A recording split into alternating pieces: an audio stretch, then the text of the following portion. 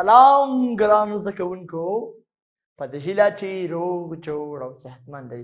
ګرانو زده کوونکو، بیا هم زه ستاسې د پښتو د ژبې ښوونکی هلال احمد محرس یم. ګرانو زده کوونکو، زموږ د نن ورځې درس دی تی تله. ګرانو زده کوونکو، مخکې له دې نه چې د نن ورځې درس پیل کړو، راځئ یو ځل په تېر لوست باندې رڼا واچوو. زموږ او ستاسې تېر لوست څه شی دی؟ زموږ او ستاسې تېر لوست پوپل و.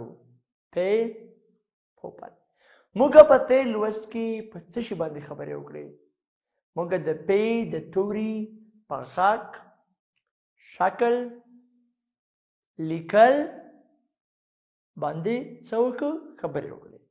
موږ داسې کلمې را پیدا کړې چې په هغې کې د پې توري شامل ول. په پیل کې، په پای کې، په منځ کې، لکه پل، پوپل، پاڼه. دا هغه کلمې وي په کومو کلمو کې چې د پې توری شامل دی. ګرانو زده کوونکو، ما تاسې ته کورنۍ دنده درکړی وو. ما تاسې ته ویلی وو چې تاسې د پې توری په خپلو کتابچو کې ولیکئ. څو ځلې؟ 10 ځلې. زه پوهیږم، زه په تاسې باندې باور لرم چې تاسې تل خپل کورنۍ دندې سرته رسوئ.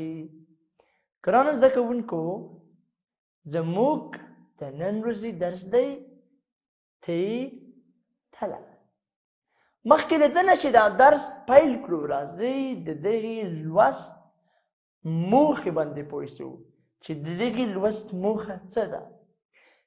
د دې لوست موخه دا ده چې تاسې یعنې زده کوونکي د تی د توري نوم، بڼه او غږ وپېژنئ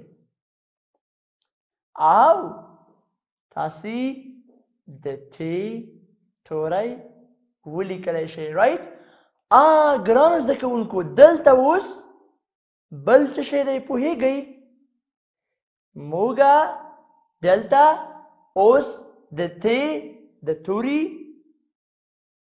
په تلفظ یا په اواز یا په غږ باندې کار کوو. زه تاسې ته د تی توری وایم، تاسې راته غوږ شئ. وګورئ، تی تی تی تی. اوس تاسې هم تکرار کړئ. وګورئ، زه یې وایم، تاسې تکرار کړئ. تی تی تی. ډېر ښه ګرانو زده کوونکو، راځئ د تی توری ولیکو. موږ د تی توری څنګه لیکو؟ د تی توری څو ټکي لري؟ د تی توری د تی د توري ټکي چیرته کېښودل کېږي؟ راځئ د تی توری ولیکو. تی توری څنګه لیکو؟ وګورئ، زه تاسې ته لیکم. اوس زه تاسې ته د تی توری لیکم. وګورئ د تی توری څنګه لیکو.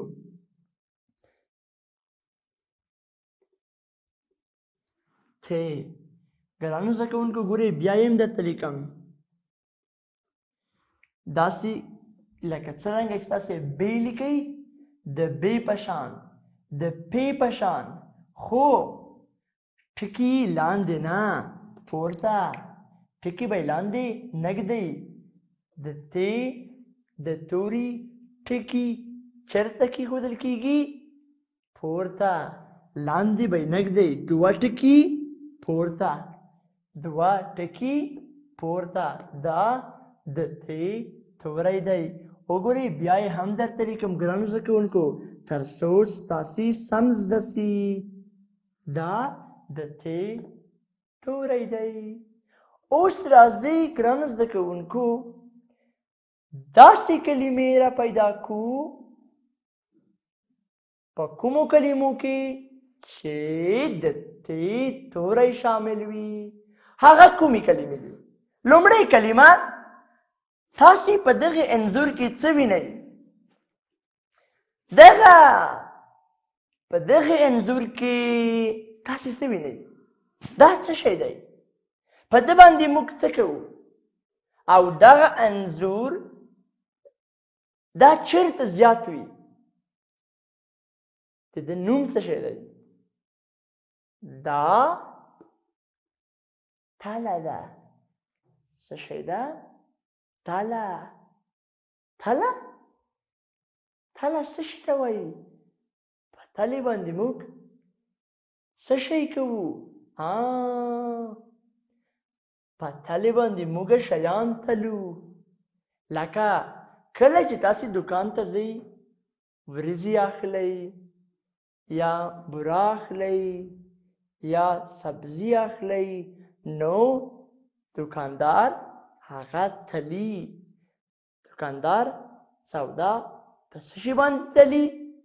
په تلې باندې تلي. نو دا تله ده. څه شی ده؟ تله. موږ او تاسې تله څنګه لیکو؟ وګورئ زه تاسې ته اوس تله لیکم. وګورئ تله څنګه لیکم؟ تله. وګورئ ګرانو زده کوونکو تله. تله له څو تورو څخه جوړ شوی؟ تله له دریو تورو څخه جوړ شوی. هغه کومې تورې دي؟ هغه د ت توری، د لام توری او بل کوم توری؟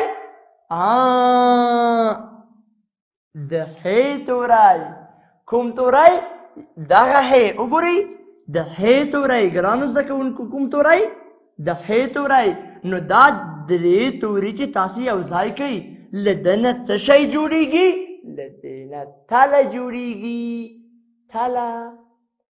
راځئ نورې کلمې پیدا کړو چې په هغه کې د ت توری شامل وي. هغه کوم یو دی؟ تنور. څه شی؟ تنور. تنور. څه شی؟ تنور. تاسې وینئ تنور؟ تاسې په کور کې تنور لرئ؟ موږ په کور کې تنور لرو. زما مور په تناره باندې ډوډۍ پخوي. تاسې هم په کور کې پخوئ. زما د تنور ډوډۍ ډېر خوښیږي.